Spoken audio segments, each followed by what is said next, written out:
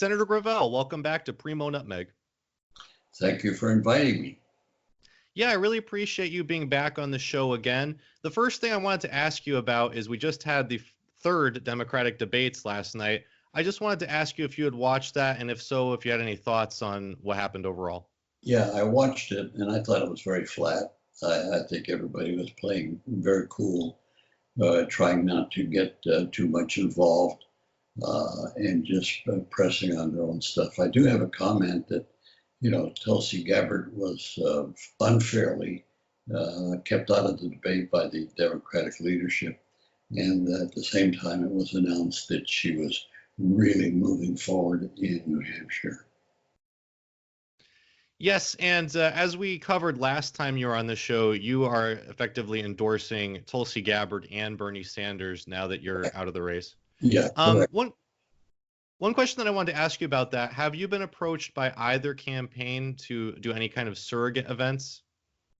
Yes, in both cases. But nothing has been realized in that regard. I think there's an appreciation for my difficulty in traveling. I understand. So one thing that came up last night that I thought was somewhat unfortunate is that Bernie Sanders said that Nicolas Maduro is a tyrant when he was pressed to call him a dictator. Senator Sanders, one country where many immigrants are arriving from is Venezuela. A recent UN fact-finding mission found that thousands have been disappeared, tortured, and killed by government forces in Venezuela. You admit that Venezuela does not have free elections, but still you refuse to call Nicolás Maduro un dictador, a dictator. Can you explain why, and what are the main differences between your kind of socialism and the one being imposed in Venezuela, Cuba, and Nicaragua? Well, first of all, let me be very clear. Anybody who does what Maduro does is a vicious tyrant. What we need now is international and regional cooperation for free elections in Venezuela so that the people of that country can create their own future. In terms of democratic socialism, to equate what goes on in Venezuela with what I believe is extremely unfair. And as we know, there's been a heavy push by the Washington Consensus to get involved in Venezuela. And you see this even coming out of Hollywood with this new Jack Ryan program on Amazon. So really just a heavy focus on Venezuela and getting involved. Were you disappointed by Bernie Sanders' stance there? And just overall, what are your thoughts on Venezuela? Well, first off, I don't think we should get any further involved. I think that many times Bernie, with respect to foreign policy and military-industrial complex, takes a slightly different position than I would take. But I understand the problem he has, and in that regard. Now, I think that we should cut out the sanctions on Venezuela, leave them alone, and things will correct themselves. We're killing thousands of people in Venezuela with these sanctions, and that's war, and violent war at that. Another concern that I've had about Bernie Sanders is just his embrace of the Russiagate hysteria. He famously called for sanctions against Russia and quoted John McCain in the process. I'm just wondering, have you had any concerns about his Russiagate policies and the way that he's kind of framed these things? And also along with that, I know that you endorsed him. What factors went into you endorsing him, and was foreign policy part of that endorsement? Yes, foreign policy was, but it doesn't necessarily mean I believe in every detail of that. I think you take a realistic position as who is going to do the most to improve the quality of life of Americans. And there's no question in my mind that it's Bernie Sanders. And I'd like to see Bernie Sanders, if he gets the nomination, to pick Tulsi Gabbard as vice president, because she could shore up his attitudes towards the conventional wisdom of China and Russia and North Korea. So are you changing what you said previously, where you were endorsing both equally for president, and now you would want Tulsi Gabbard instead to be vice president? No, I'm not changing. There's only two positions to fill. That's president and vice president. And so I endorsed people for both for president, and obviously, in reality, one of them would fall back to vice president.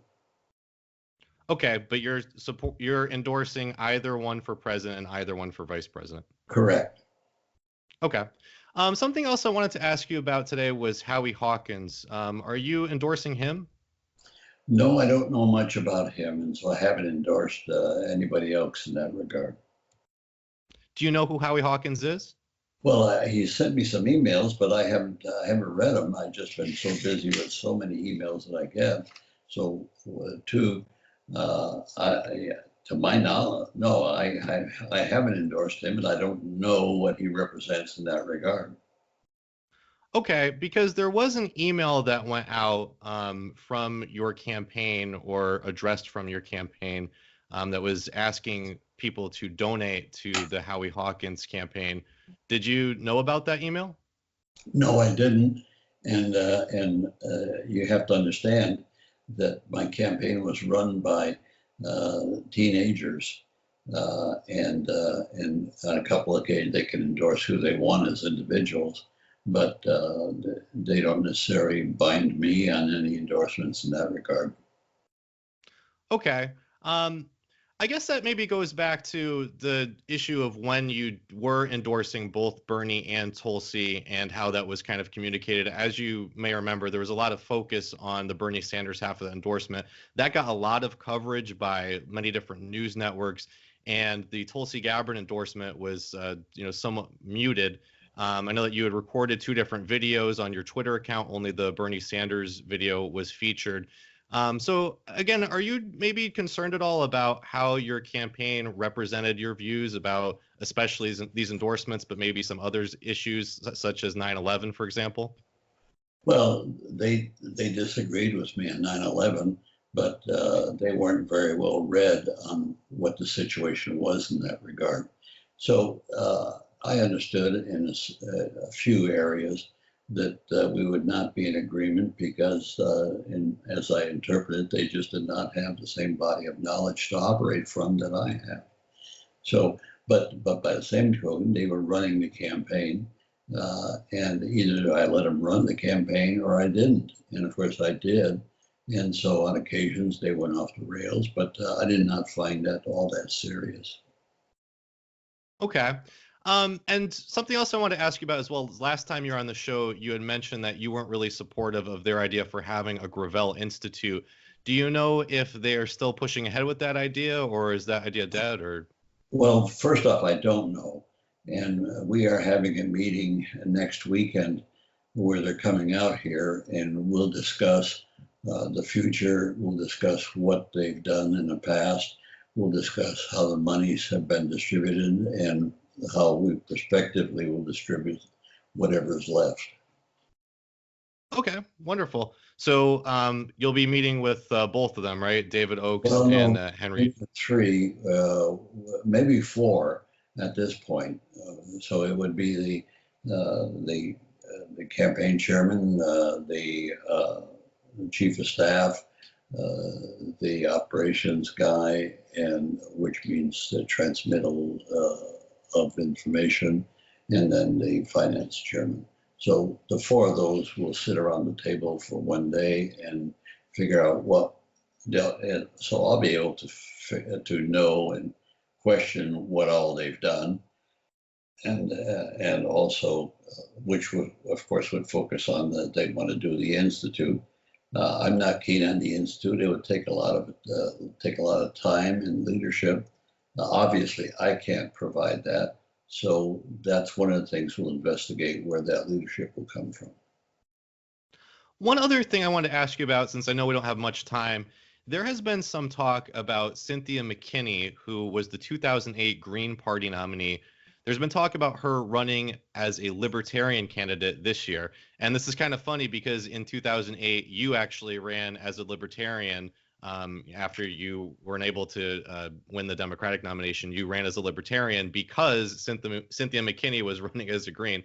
So I'm just wondering overall, do you have any thoughts on Cynthia McKinney running as a Libertarian, and do you have any advice for her in that regard? Well, no, I don't have any advice for that. Whatever she runs for, if the likes of Joe Biden or a conventional Democrat gets the Democratic nomination, I certainly would not vote for that person. But I would vote hands down with Cynthia McKinney, whether she runs as a Libertarian or as a Green. I have great respect for her. And there's also been some talk about Jesse Ventura possibly running. I actually recently spoke with him, and he suggested maybe running as a Green. I don't know if you have any thoughts on him overall, and if you think he might, or if he should seek the Green nomination.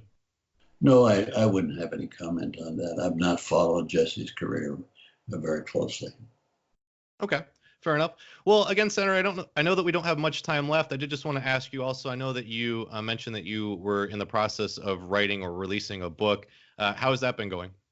Well, it's already at the publishers, and I got to tell you, I'm very relieved. And I would think that in a couple of months it would be on the street. And so the name of the book is The Failure of Representative Government and a Solution. And of course, that solution is the creation and operation of a legislature of the people. So I'm hopeful that the book will have legs, and if so, it could be very controversial and will address the shortcomings of the present election, both on the Democratic side and the Republican side. Wonderful.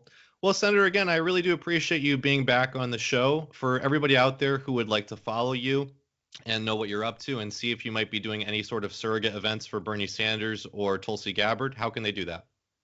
Well, if we have a surrogate, they obviously would announce it.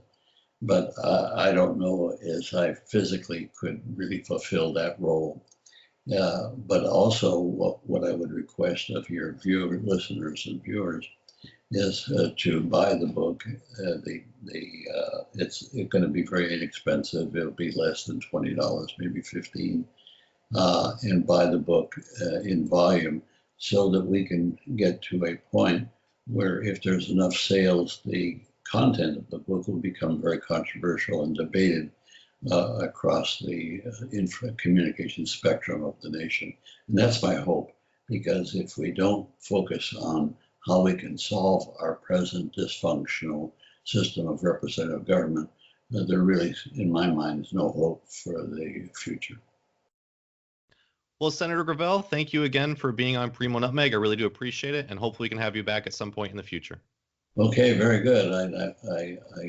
Well, I can't say I'm envious because the weather out in California is fine, but I've always liked the weather in Connecticut. Yeah. Well, hopefully I can come out and visit you someday. I'd be delighted.